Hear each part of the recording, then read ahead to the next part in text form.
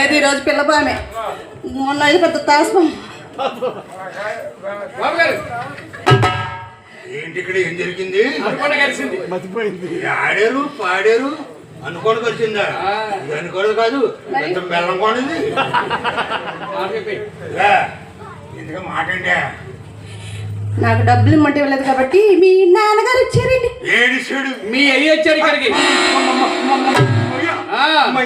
నా గురించి వస్తూ ఉంటారు. ఆశముండా మయ్య నీకోసం, నేను మీ చింతామణి కోసం, రేపు మా చంద్రుడు మీ చిత్ర కోసం. మయ్య వ్యాపారం రాసిందని చెప్పాడు తప్ప గోడ దూకే రాసి చెప్పాడు.